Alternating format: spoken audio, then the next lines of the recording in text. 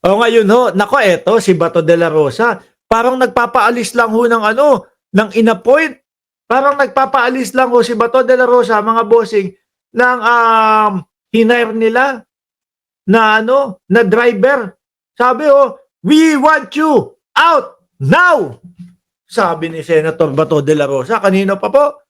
Senator de la Rosa at iba pa, pinabababa sa pwesto si House Speaker Romualdez. Boss, anak ng tinapa, alam mo bang hindi naman pwede yan? Unang-una, hindi ka naman congressman, hindi ka naman humalal sa kanya para maging House Speaker. Ang lakas ng loob nito si Bato de la Rosa, ano? Siya pa yung nagpapababa. Basahin natin. We want you out now. No? Pinabababa sa pwesto si Romualdez. Isang open letter ang binahagi ni Senator Ronald Bato de la Rosa kung saan hinihimok ni si Leyte 1st District Representatives, no? At House Speaker Martin Romualdez na bumaba na sa pwesto nito. Yung mga congressman nga na gustong maging House Speaker, hindi siya mapababa-baba. Bakit to, mga kababayan? Nakita nyo naman po, kung 330 ang congressman, 291 ang nakaboto para maging House Speaker o para manatili sa pagiging House Speaker, si Martin Romualdez.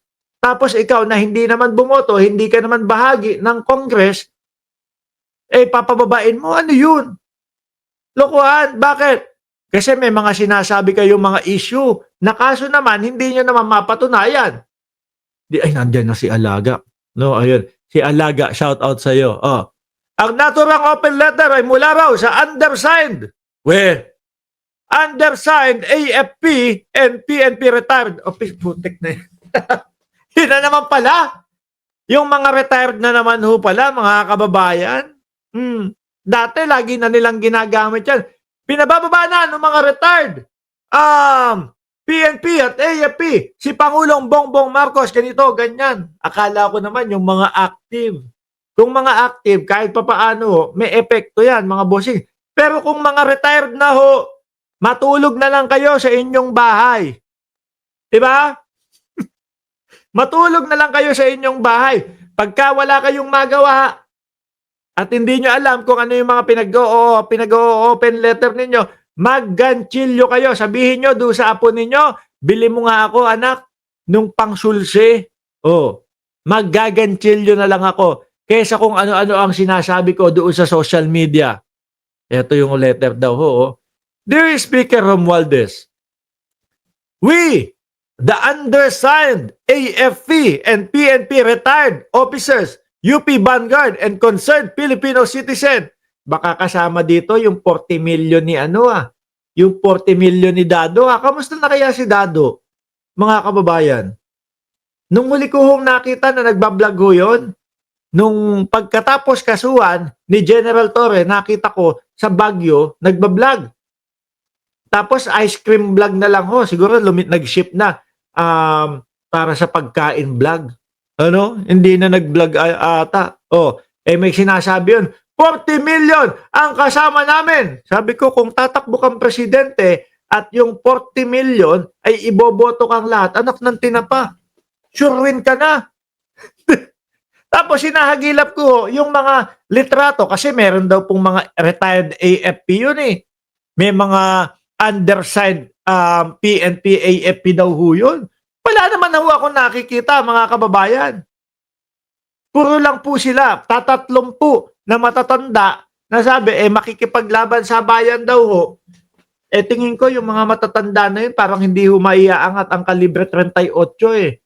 Sabi ni Sir Archie Beroya, na ang kapal ng ginto ng retired saka naging ulyanin at natanggap ang pensyon from the government. Tuloy ko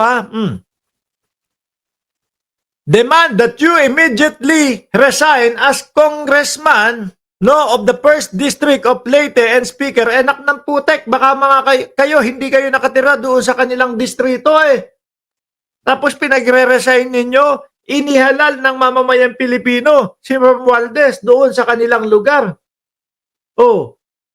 Tapos kayo na hindi taga roon, pagre-resignin ninyo, paaalisin nyo sa pwesto. baka puro pagpapatawa ang ginagawa ninyo kaya ganyan kayo. Di ba? Inisa-isa ni De La Rosa at mga nabanggit na grupo sa naturang open letter ang mga dahilan kung bakit kailangan ng bumaba sa pwesto ni Romualdez. Una daw, eto mga kababayan. Una, ayon sa kanila, wala raw pakialam si Romualdez kung mababankrupt ang Pilipinas dahil sa umano'y 15.589 trillion na utang with 15.5 trillion national government debt. As of August 2024, you do not care at all if the Philippine government would become bankrupt sooner or later because you have recommended a 6.3 trillion budget for 2025 against a 2025 project supportable national revenue. Ay ito po mga kababayan, ang kagandahan ho dito sa gobyerno ni Pangulong Bongbong Marcos, yung mga iniuutang po. 'Di ba? Kunyari, may mga utang. 'Di ba? Sa kaumpisahan ho ng taon. Bago po matapos yung taon, nababayaran po nila unti-unti.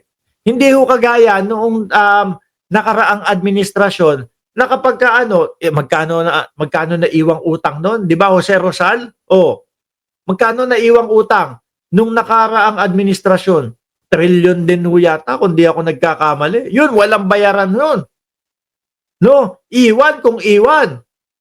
Dito ho kay Pangulong Bongbong Marcos, kung ano po yung mga inuutang, no, nababayaran nila. So ang tingin ko, ang ending dito, mga boss chipamo sir, bababa ang ating Pangulo sa 2028 pagkatapos ng kanyang pagiging presidente at walang utang. Baka po yung ibang mga utang pa ng mga dating Pangulo, mabawasan pa ho yun. Di ba Sir Henry Victorio? Sabi, pag Duterte ang mamahala sa gobyerno natin, yan sigurado, bankrupt ang gobyerno, Sir Mark. Tuloy ko, yan daw yung number 1 nila. Pangalawang dahilan, sunod na dahilan naman ay yung tungkol sa AKAP. No?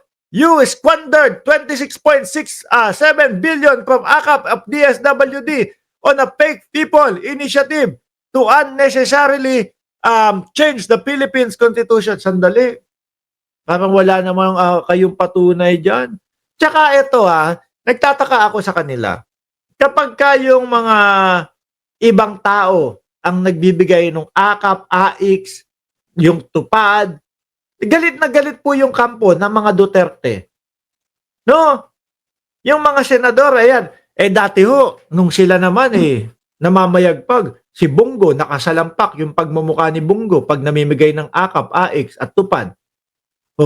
Si Bato de la Rosa din, ang dating Pangulong Duterte din, pati naman din yung pati naman dun yung si Vice Presidente, pag sila ang namimigay ng tulong sa mga kapwa natin Pilipino, maayos, mabait, okay. Pero kapag kaibang tao, winawaldas lang daw ho.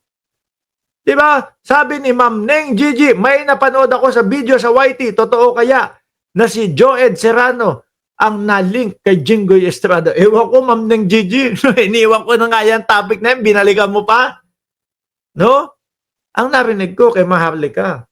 Sabi ni Maharlika, may Gerard daw. Hindi ko naman alam kung ano yung Gerard na yun. Alam ko, nalilink si Jinggoy doon sa pagtanggap ng pera sa mga flood control.